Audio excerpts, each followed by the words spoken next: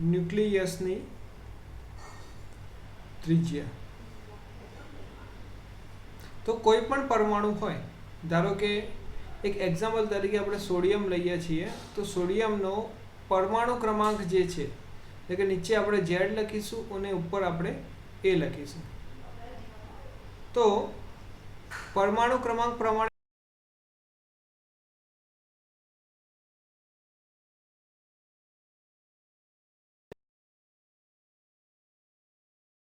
એ sodium પરમાણુની જે ત્રિજ્યા છે ન્યુક્લિયસની એ આપણે શોધવી હોય તો કઈ રીતે શોધી શકીશું? તો ન્યુક્લિયસ આવું કેન્દ્રમાં હશે, આજુબાજુ ઇલેક્ટ્રોન વર્તુળાકાર માર્ગે ભ્રમણ કરતા હશે જુદી જુદી કક્ષાઓમાં. તો જો આપણે એની ત્રિજ્યાનું માપ લેવું હોય તો એની એક ફોર્મ્યુલા છે, R બરાબર R0 a⁻1/3. R is equals to R0 a⁻1/3, જે ન્યુક્લિયસની ત્રિજ્યા શોધવાનો ફોર્મ્યુલા છે, જ્યાં R0 બરાબર R0 એ કોન્સ્ટન્ટ વેલ્યુ છે જે તમારે યાદ રાખવાનું છે. વેલ્યુમાં R0 એ અચળાંક છે અને એની વેલ્યુ લગભગ nearby fermi metre. Fermi metre એટલે ખ્યાલ છે તમને લોકોને? ફર્મી મીટર એટલે કેટલા મીટર થાય ખ્યાલ કરો? R0 is equals to 1.1 into 10⁻⁻15 metre થવાનું છે, અથવા તો R0 is equals to 1.1 fermi metre થવાનું છે. આ એક ન્યુક્લિયસની ત્રિજ્યા માટેનું ફોર્મ્યુલા છે. કોઈ પણ તત્વ હોય, જેમ કે સોડિયમની આપણે વાત કરીશું, સોડિયમની ત્રિજ્યા આપણે શોધવી હોય તો એનો પરમાણુ દરાંક 23 છે. તો એના ફોર્મ્યુલામાં R બરાબર R0 23/1/3 આપણે કરીએ અને એનું સાદરૂપ આપીશું તો આપણને સોડિયમ પરમાણુ જે છે એના ન્યુક્લિયસની ત્રિજ્યા આપણને મળી જશે. કોઈ પણ તત્વની શોધવી હોય તો આ રીતે ઇઝીલી આપણે ફાઇન્ડ આઉટ કરી શકીએ. એનો પરમાણુ દરાંક મૂકીશું ફોર્મ્યુલામાં અને એને 1/3 આપણે કરીશું. આ થઈ ત્રિજ્યાની વાત. ત્રિજ્યા પછી આપણે આગળ જોઈએ કે બે અલગ અલગ પરમાણુ આપેલા હોય અને એ અલગ અલગ પરમાણુના પરમાણુ દરાંકના આધારે એકની ત્રિજ્યા આપેલી હોય અને બીજાની ત્રિજ્યા શોધવાની થાય તો આપણે કઈ રીતે શોધી શકીએ એની કન્ડિશન જોઈએ. અથવા તો ન્યુક્લિયસની ઘનતા શોધવા માટેનું ફોર્મ્યુલા જોઈએ. ન્યુક્લિયસની ઘનતા આપણે શોધવી છે તો જનરલી ઘનતાનું ફોર્મ્યુલા શું થાય? કોઈ પણ પદાર્થની ઘનતા શોધવી હોય આપણે તો કોઈ પણ પદાર્થની ઘનતા બરાબર દર ભાગ્યા કદ થવાનું છે. દર ભાગ્યા કદ થશે. પણ કદનું ફોર્મ્યુલા કેવું થશે? તો ન્યુક્લિયસ જે છે એ ગોળાકાર હોય છે, એના કારણે એનું કદનું સૂત્ર થશે કદ બરાબર V is equals to 4/3πr³. આટલું ફોર્મ્યુલા થવાનું છે. તો સૌથી પહેલાં આપણે ન્યુક્લિયસનું કદ શોધીએ. તો કદનું ફોર્મ્યુલા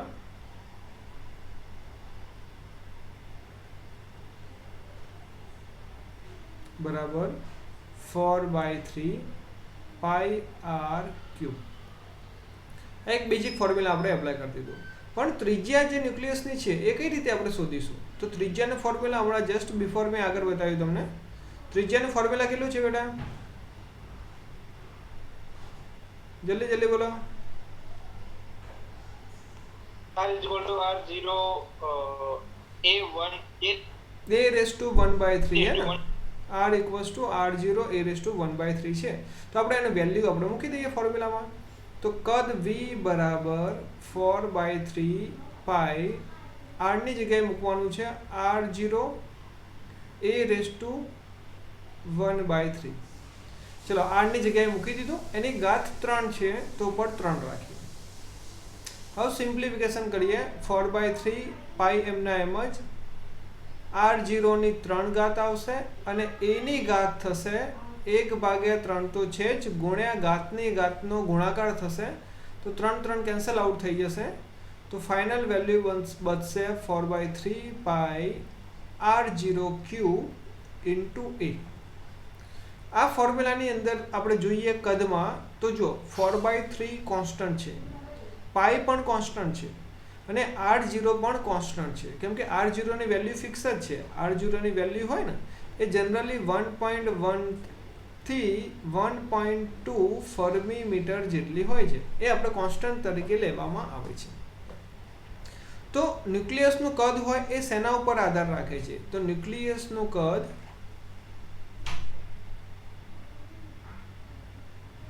v ચલે છે પરમાણુ દરાંક. જેમ જેમ પરમાણુ દરાંકમાં વધારો થશે, પરમાણુ દરાંકનો મતલબ શું બેટા? પરમાણુ દરાંક A = proton plus neutron. Proton plus ન્યુટ્રોનનો સરવાળો જેટલો વધશે એમ એનું કદ વધતું જશે, એમ એનું કદ વધતું જવાનું છે. ચલો અહીંયા સુધી આપણને ખ્યાલ આવી ગયો. ન્યુક્લિયસનું કદ શોધવાનું ફોર્મ્યુલા આપણી જોડે આવી ગયું. v = 4/3 પાઈ r0³ અને a. હવે જો ન્યુક્લિયસની ઘનતા શોધવી હોય તો કઈ રીતે? એનો ફોર્મ્યુલા અહીંયા પાછળ હું કરું છું. ન્યુક્લિયસની ઘનતા, ઘનતાનું સૂત્ર થાય છે દર / કદ. દરનું ફોર્મ્યુલા આપણે ફક્ત m તરીકે લઈએ. ન્યુક્લિયસનું દર જ્યાં અહીંયા સાઈડમાં લખી દઉં છું, જ્યાં m =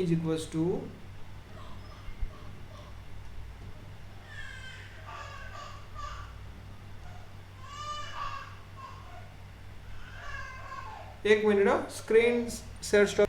હવે તમને ખબર ના પડે તો તમારે પૂછવાનું મને. ન્યુક્લિયસનો દર થઈ ગયું. હવે ન્યુક્લિયસના કદનું સૂત્ર આવશે કદ = v આપણે લખીશું. દર એટલે કે m આપણે લખી દીધું અને v નું સૂત્ર આગળના સ્ટેપમાંથી જોઈએ. છેલ્લે કેટલું છે આપણું? 4/3 પાઈ r0³ અને a. 4/3 પાઈ r0³ અને a. આ 3 જે છે ઉપર જતો રહેશે, છેદનો છેદ અંશમાં જતો રહે. સો ફોર્મ્યુલા આવશે 3 × m / 4 પાઈ r0³ × a, જે ન્યુક્લિયસની ઘનતા એટલે કે ρ આપણે કહીએ તો એનો ફોર્મ્યુલા બની ગયો. બોલો અહીંયા સુધી કોઈ પ્રોબ્લેમ હોય તો કહો મને. ના સર, કોઈ પ્રોબ્લેમ નહીં. ફાઇનલ?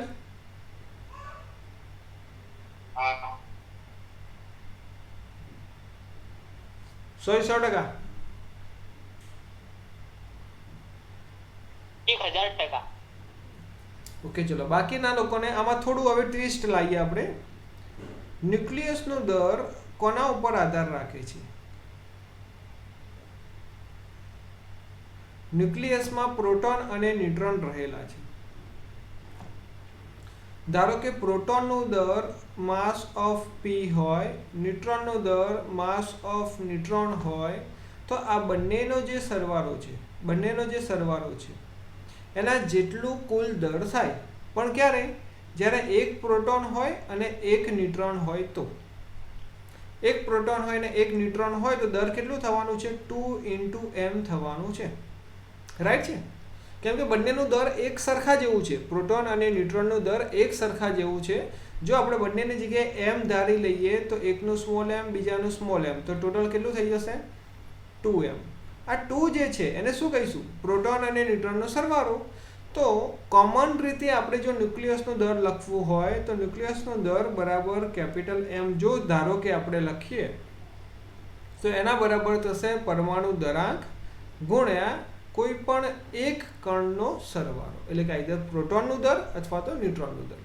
તો અહીંયા થોડું આપણે ચેન્જ કરી દઈએ. ઉપર સ્મોલ m લખેલું હતું ને એની જગ્યાએ M કરી દઈએ તો આપણે ક્લેરિટી રહે, થોડી કન્ફ્યુઝન ના રહે. ઉપર આપણે M કરી દઈએ, અહીંયા પણ M કરી દઈએ.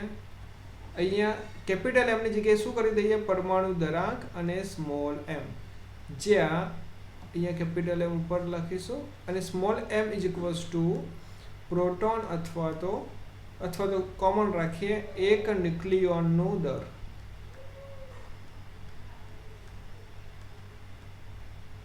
ન્યુક્લિયોન એટલે શું? ન્યુક્લિયોનનો મતલબ એવો થાય કે ન્યુક્લિયસની અંદર જે રહેલા છે એને ન્યુક્લિયોન કહેવાશે. ન્યુક્લિયસની અંદર પ્રોટોન અને ન્યુટ્રોન હોય છે તો એ બંનેને સંયુક્ત રીતે ન્યુક્લિયોન કહેવામાં આવે છે. અહીંયાથી એ કેન્સલ આઉટ થઈ ગયું તો ઘનતાનું સૂત્ર કેટલું બચે છે પછી એને પછીનું સ્ટેપ આ બાજુ લખું છું. ρ is equals to 3 into m divided by 4 pi r0 cube. એટલે કે ન્યુક્લિયસની જે ઘનતા છે એ પરમાણુ દરાંક ઉપર આધાર રાખતી નથી, કોન્સ્ટન્ટ હોય છે. ઘનતા જે હોય છે એ ફક્ત દર ઉપર આધાર રાખે છે, ન્યુક્લિયોનના દર ઉપર, પણ એ આખી કોન્સ્ટન્ટ થઈ ગઈ એટલે કે પરમાણુ દરાંક ઉપર આધાર રાખતી નથી. જો લોખંડનો ન્યુક્લિયસ છે એનું દર આપેલું છે આપણને, પરમાણુ દરાંક આપેલો છે, તો એની ઘનતા આપણે શોધવી છે. તો જનરલી એની ઘનતાનો ફોર્મ્યુલા શું થવાનું છે તો આપણે અહીંયા લખી દઈએ. ઘનતા ρ બરાબર દર ભાગ્યા કદ. તો પહેલા કદનું સૂત્ર શોધવું પડશે. કદ માટે પહેલા ત્રિજ્યાનું સૂત્ર શોધવું પડશે. તો ચલો, ન્યુક્લિયસનું કદ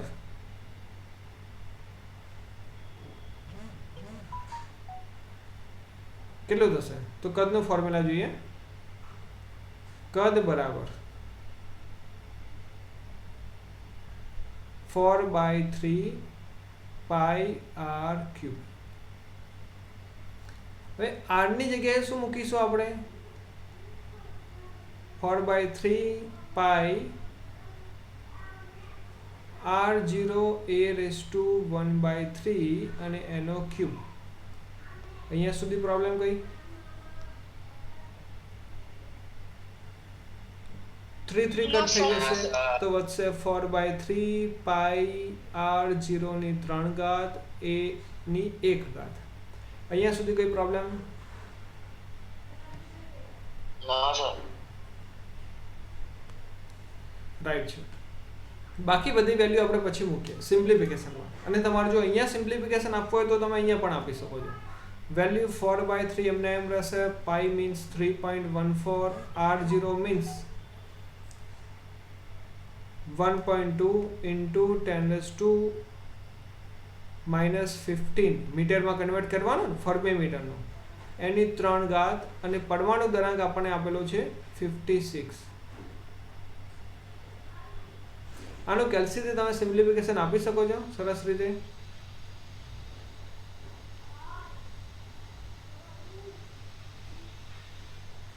Yes or no?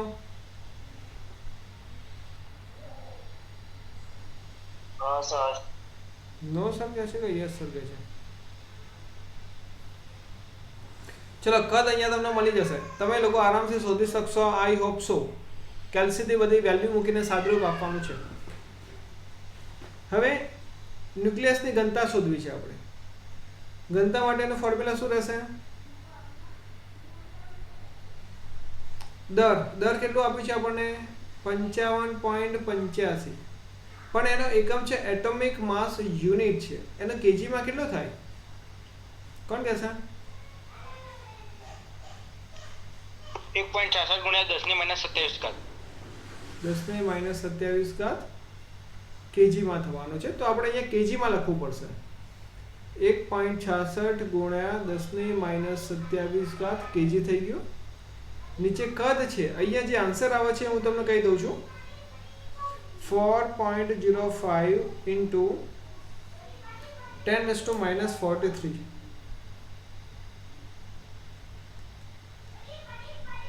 Metre cube આવશે. એ આપણે અહીંયા લખી દઈએ.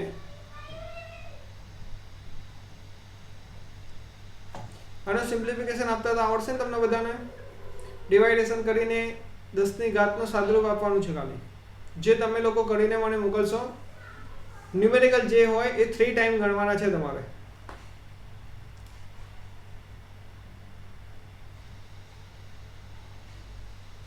અને તમારે સ્ટેપ વાઇઝ કરવાનો સિમ્પ્લિફિકેશન.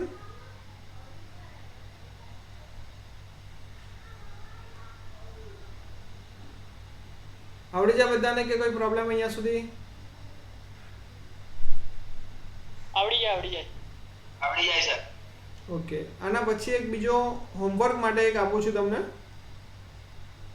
ક્વેશ્ચન અહીંયા લખી દઉં છું જે તમારે ગણવાનું છે. યુરેનિયમ ન્યુક્લિયસ છે એનું દર આપેલું છે આપણને 238 AMU. એનો પરમાણુ દરાંક આપણને કીધેલો છે 238. તો એની ઘનતા શોધવાની છે. R0 ની વેલ્યુ અહીંયા કીધેલી છે આપણને 1.5 ગુણ્યા 10 ની -15.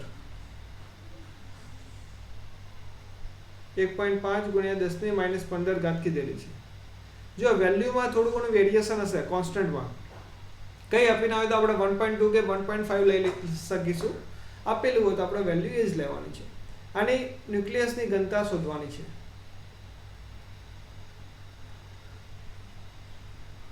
આ જે હોમવર્કમાં આપું છું ને તમને, એ એક જ વાર ગણવાનો દાખલો, એ 3 વાર નહીં ગણવાનો.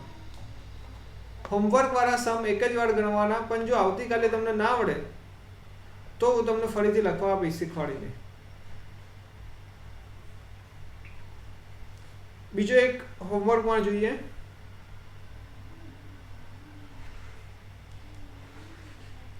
પ્રોટોન અને ન્યુટ્રોનનો દર આપણે એક સરખું ધારી લઈએ અને ન્યુક્લિયસની ત્રિજ્યા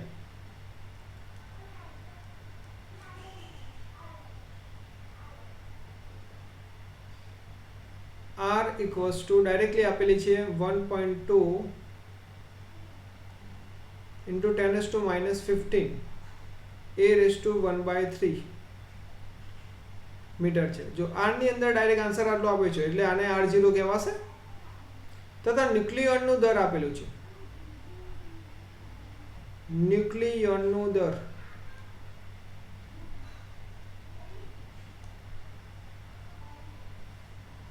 પણ આપેલું છે 1.67 into 10⁻⁻27 kg. ન્યુક્લિયોનનો દર એટલે કે એનો મતલબ એવો થશે કે આઈધર એક પ્રોટોનનું દર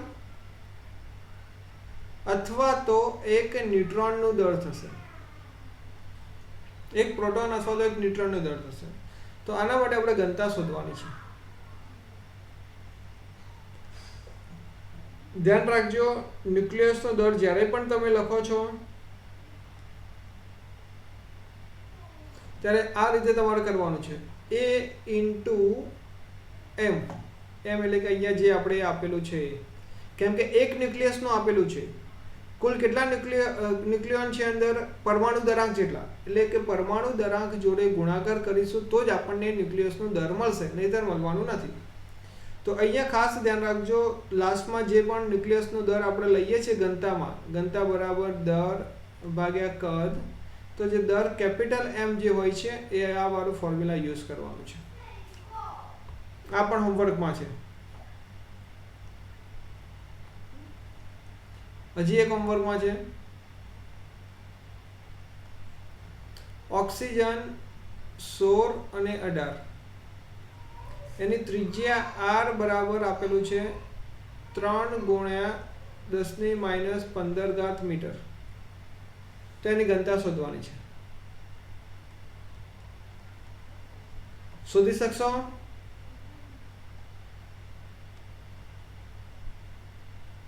હા સર. કમ્પ્લીટ? હા સર. ઓકે, હવે આપણે સ્વાધ્યાયમાંના જેવા દાખલા. જો આ બધા તમને જે ન્યુમેરિકલ છે એક સરખા, એ બધા તમને જોડે જોડે હું શીખવાડી દઉં છું, એટલે તમને અલગથી કન્ફ્યુઝન ના રહે. એક સરખી મેથડ વાળા બધા તમને આવડી જશે જોડે જોડે. જેમ જેમ આપણે થિયરી કરાવીશું એમ એમ ન્યુમેરિકલ કરાવીએ છીએ, તમને બીજું બધું ઈઝી પડશે એમ. ત્રિજ્યા વાળા બધા MCQ આવડી જાય ને તમને?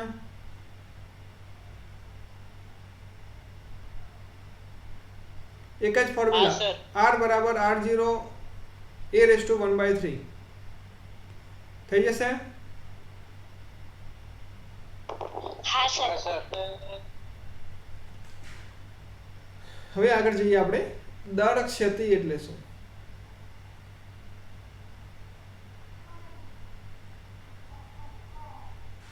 દર ક્ષતિનો મતલબ આપણે પહેલા સમજીએ. તો દર ક્ષતિ સમજવા માટે આપણે એવું વિચારી લો, કોઈ એક તત્વનું એક્ઝામ્પલ લઈએ. એક્ઝામ્પલમાં આપણે સોડિયમનું જ લઈએ. સોડિયમ તત્વ છે, એની અંદર ન્યુક્લિયોન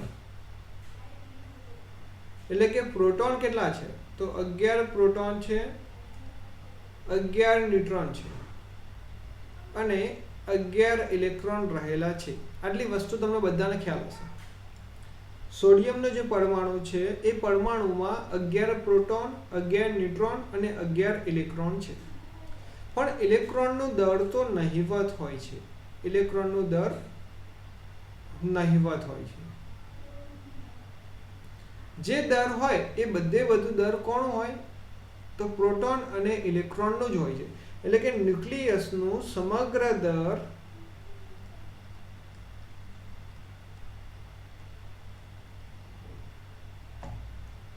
કેન્દ્રમાં કેન્દ્રિત થયેલું હોય છે અથવા તો ન્યુક્લિયસમાં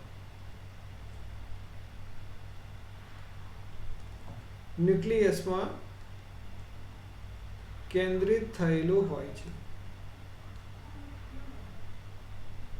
ચલો ન્યુક્લિયસમાં કેન્દ્રિત થયેલું હોય તો ન્યુક્લિયસમાં કોણ કોણ રહેલા છે? ન્યુક્લિયસમાં પ્રોટોન રહેલા છે. કેટલા છે અહીંયા?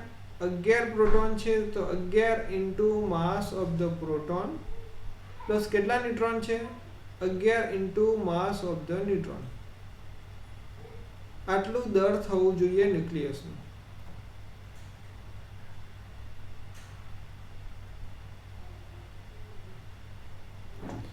કમ્પ્લીટ છે? આમાં કોઈ કન્ફ્યુઝન કરવું કોઈને?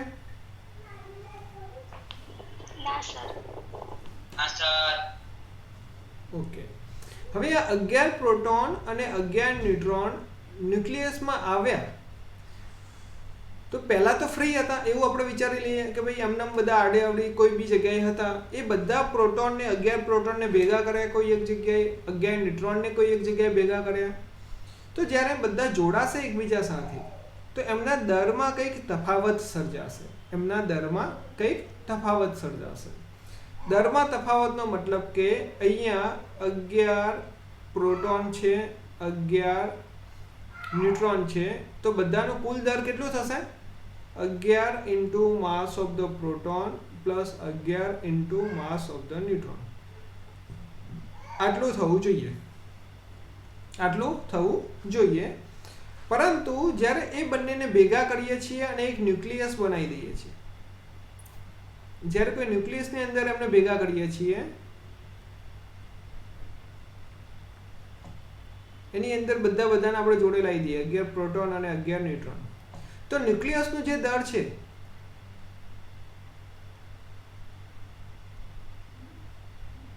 એને કેપિટલ એમ કહીએ. તો કેપિટલ એમ જે છે એ આના જેટલો થવો જોઈએ ને, અલગ અલગના દર જેટલો થવો જોઈએ. હા કે ના? હેલો. હા સર. વિધિ, સુચિ? હા સર. જુઓ 11 પ્રોટોન 11 ઇલેક્ટ્રોનને ભેગા કરીએ અથવા તો બીજી એક મેથડ, એક એક્ઝામ્પલ આપું. ધારો કે તમારામાંથી એક જુગલ છે, એક જીલ છે અને બીજો મૌલિક છે. એમનું વજન આપણે લખી દઈએ અંદાજે 50 કિલોગ્રામ, જીલનું 40 કિલોગ્રામ, મૌલિકનું 40 50 90 થયું ને, ચલો 40 કિલોગ્રામ. તો કુલ દર કેટલું છે?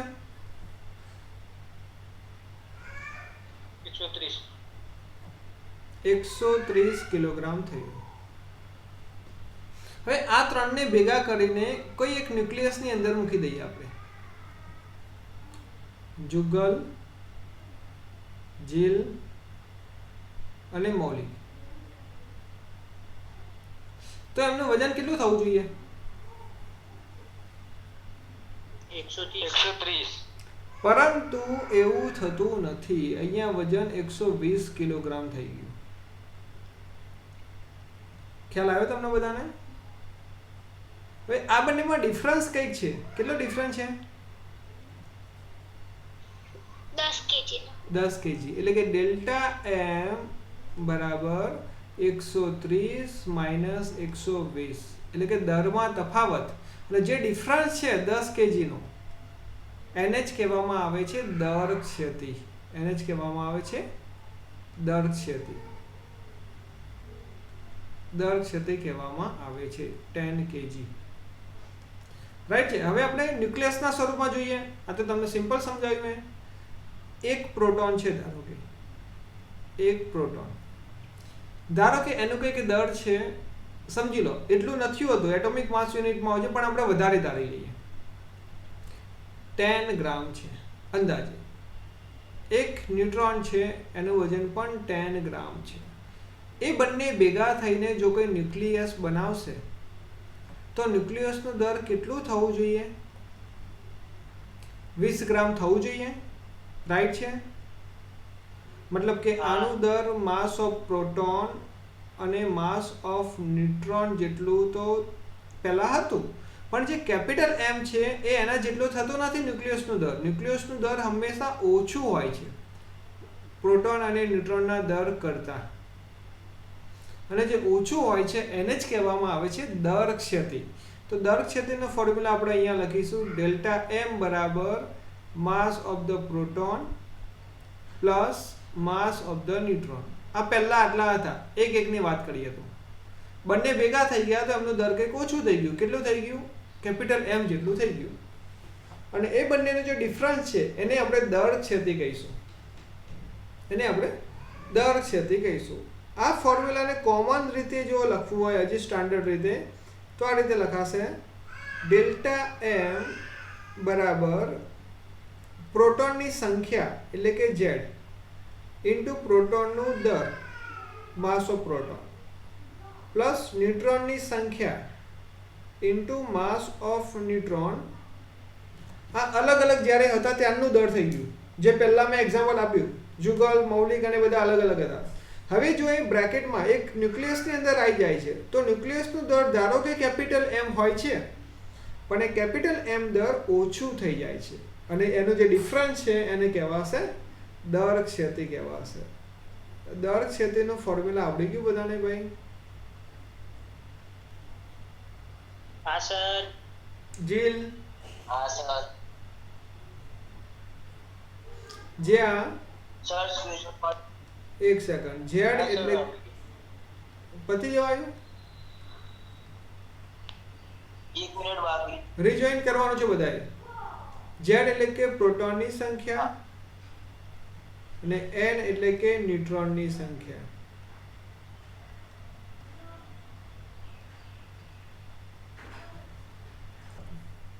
સપોઝ ઓક્સિજન છે 8 નંબર અને પરમાણુ દરાંક 16 છે, બરાબર? આની આપણે દર ક્ષતિ શોધવી છે.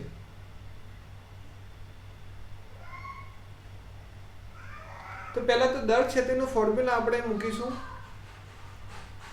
ડેલ્ટા M બરાબર Z into mass of proton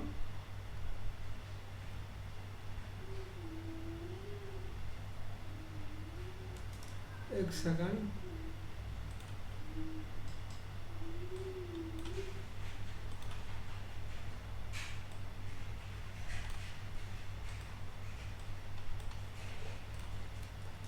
into N into mass of neutron. મતલબ કે એક પ્રોટોનનું દર ગુણ્યા પ્રોટોનની સંખ્યા પ્લસ એક ન્યુટ્રોનનું દર ગુણ્યા ન્યુટ્રોનની સંખ્યા માઇનસ ન્યુક્લિયસનું દર. આ રીતનો ફોર્મ્યુલા દરેક વખતે થવાનો છે. પ્રોટોનનું દર ફિક્સ જ હશે, પ્રોટોનનું દર બદલાવાનું નથી, પ્રોટોનનું દર ફિક્સ જ હોય. પ્રોટોનના દરમાં કોઈ વેરિએશન આવવાનો નથી. તો પ્રોટોનનો દર હું તમને લખીને અહીં આપી દઉં છું. મિસ્ટર ડેવિલ કોણ છે? પ્રેરણા કોણ છે?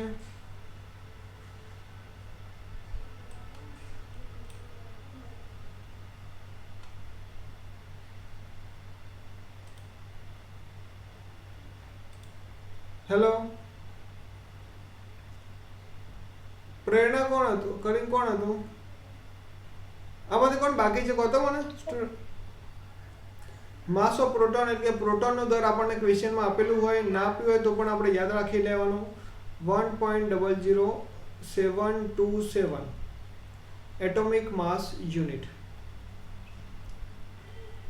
માસ ઓફ ધ ન્યુટ્રોન પણ આપેલું હશે 1.00866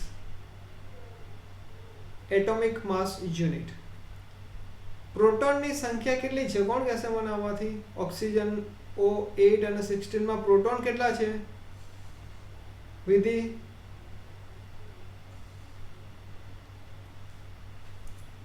પ્રોટોન 8 છે અને તો ન્યુટ્રોન છે આપણા 8 કમ્પ્લીટ છે. અને પરમાણુનો દર જે કેપિટલ M છે એ આપણને આપેલું હશે ક્વેશ્ચનની અંદર. પરમાણુનો દર ક્વેશ્ચનમાં આપેલું હશે જે છે 15.99053 બધું યુ માં આપેલું હશે. હવે તમને દર છે તે શોધવાનું કે તો તમે ફોર્મ્યુલામાં વેલ્યુ મૂકીને શોધી શકો. Z એટલે કે 8 માસ ઓફ ધ પ્રોટોન કેટલો છે 1.0072 પ્લસ ન્યુટ્રોનની સંખ્યા જે 8 છે. માસ ઓફ ધ ન્યુટ્રોન આપેલું છે આપણને 1.00866 માઇનસ કુલ દર 15.99053. બોલો શોધી શકશો તમે? હા કે ના? હા સર. હા સર.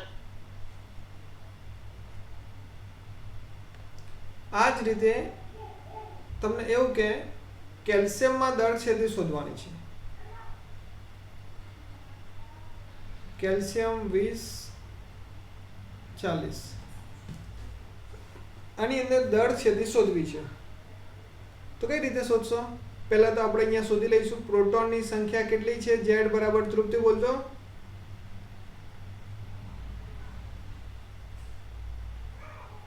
પ્રોટોન અને ન્યુટ્રોનની સંખ્યા બોલ.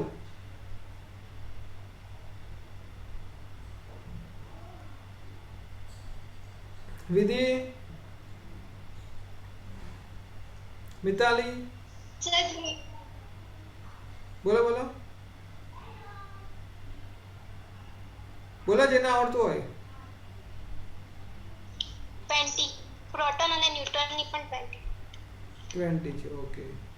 દર છે તેનો ફોર્મ્યુલા શું હતો આપણી જોડે? ડેલ્ટા M બરાબર Z into mass of the proton plus N into mass of the neutron in minus capital M. Capital M ની વેલ્યુ આપણને અહીંયા કીધેલી છે 39.9625 U. પ્રોટોનનો દર તો આગળથી તમારે લખી દેવાનું. અહીંયા જે આપેલું છે ન્યુટ્રોનનો દર તો એ જ રહેવાનું, એમાં બદલાવાનું નથી. ગણી શકશો તમે હોમવર્કમાં? હા સર.